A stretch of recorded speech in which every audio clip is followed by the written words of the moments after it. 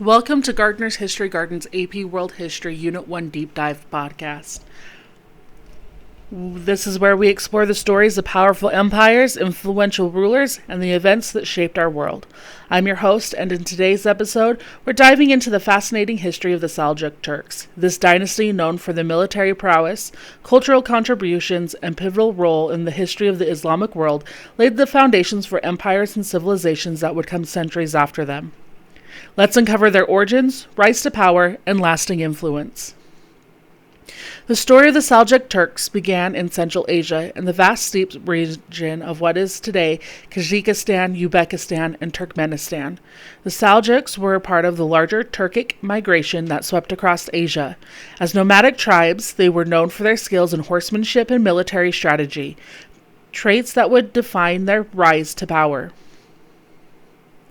The name Seljuk comes from their legendary leader Seljuk Beg, a tribal chief who converted to Islam in the 10th century. Seljuk's descendants would become the founders of one of the most influential empires in Islamic history.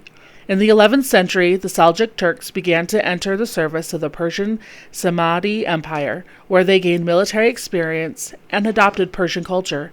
However, they soon found themselves rising to power, and by the 1040s they overthrew the Ghaznavid dynasty and took control of Khorasan, an important region in the Iranian plateau. The most significant turning point came under the leadership of Taghir Beg, Seljuk's grandson, in the middle of the 11th century. Taghir Beg established the Seljuk Empire in 1055 by conquering Baghdad, the heart of the Abbasid Caliphate. This victory marked the beginning of a new chapter in the history of the Middle East. The Seljuks became the de facto ruler in the Islamic world, though they still recognized the Abbasid Caliphate as their spiritual leader. The Seljuks' rise to power ushered in a golden age for the Islamic world, marked by both political and cultural achievements. The most significant achievement was the establishment of the Great Seljuk Empire, which spanned modern-day Turkey, Iran, Iraq, Syria, and parts of Central Asia. Under Sultan Alpin Arslan, who reigned from 1063 to 1072, the Seljuks solidified their power through military victories and consolidation of territories. But it was during the Battle of Manzurek in 1071 that Alp Arslan achieved one of the most important victories in the history of the Seljuks. The battle fought against the Byzantine Empire resulted in a decisive Seljuk victory and opened doors for Turkish expansion into Anatolia, today modern Turkey. The Seljuk military genius was not their only strength. They also became prominent patrons of culture and learning. Under Sultan Malik Shah, who reigned from 1072 to 1092, the Seljuks fostered a renaissance in science, philosophy, and art, heavily influenced by Persian traditions.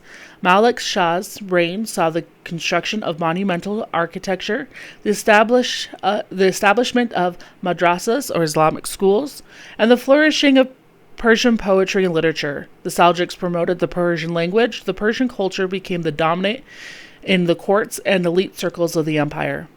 One of the most notable figures of this intellectual golden age was the famous polymath and philosopher Omar Khayyam. Khayyam, best known for his Rabiat, the collection of poems, was also a mathematician and astronomer. Under the patronage of the Seljuks, he contributed significantly to the development of algebra and made advancements in understanding astronomy. At the core of the Seljuk rule was a highly effective military and administrative system. The Seljuk Sultan maintained control over vast territories through a combination of military conquest and strategic alliances. They were experts at utilizing the local administrative systems and often kept in place many of the pre-existing rulers and officials, so long as they acknowledged Seljuk sovereignty.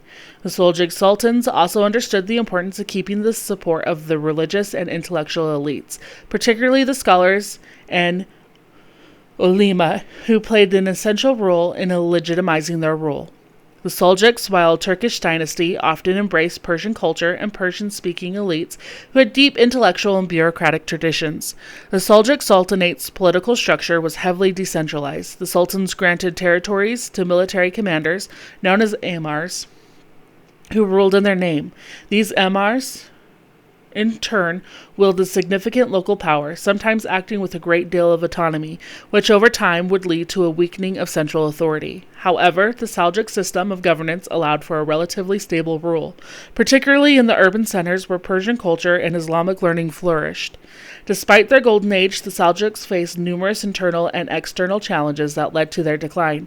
After the death of Sultan Malik Shah in 1092, the empire began to fragment. His sons fought for control, leading to a series of civil wars that weakened to central authority. At the same time, external threats loomed large. The Crusades, which began in 1096, further destabilized the region, with the Crusader states encroaching on Seljuk lands, particularly in Anatolia and the Levant.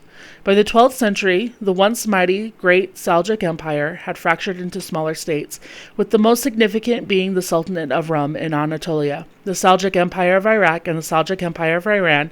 These similar states struggled to maintain the unity and strength that had characterized the early Seljuk period. The decline of the Seljuks coincided with the rise of new powers in the region, particularly the Mongols, who would eventually overrun the remnants of the Seljuk territories in the 13th century. The Mongol invasion of the Middle East would deal a final blow to the Seljuk sultanates, leading to their eventual absorption into the Mongol Ilkhanate. Though the Seljuk Empire ultimately declined, its legacy endured in various ways. First and foremost, the Seljuks played a pivotal role in reshaping the Islamic world, particularly in terms of the culture and religious transformations they helped foster. The Seljuks were instrumental in spreading Turkish influence throughout the Middle East. Their victory at Manzurek set the stage for the eventual establishment of the Ottoman Empire, which would dominate the region for centuries. Culturally, the Seljuks helped bridge the gap between the Turkic-speaking nomads of Central Asia and the Persian and Arab cultures in the Middle East.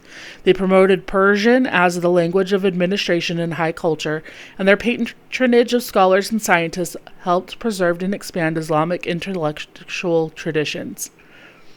In architecture, the Seljuks left behind stunning examples of Islamic design, including mosques, madaras, and Caravanserais. The agricultural style that popularized would influence Islamic building traditions for generations, including the Ottomans. The Seljuks also played a crucial role in preserving the Islamic faith in the face of the Crusades. They served as defenders of the Abbasid Caliphate and the broader Islamic world during the time of intense external pressure from the Crusaders and Mongols. In conclusion, the Seljuk Turks were a powerful and transformative force in the history of the Islamic world. From their humble beginnings as a nomadic warrior, they rose to establish an empire that spanned vast territories and played a key role in shaping the political, cultural, and religious landscape of the Middle East. Their legacy, from the military victories to cultural achievements, continues to resonate in the region to this day. Thank you for joining us on today's episode, and if you enjoyed learning about the Seljuk Turks and their impact on history, be sure to like and subscribe for more deep dives into the empires and events that have shaped the world. Until next time, I'm reminding you to always keep exploring the past, its powerful influences on the present.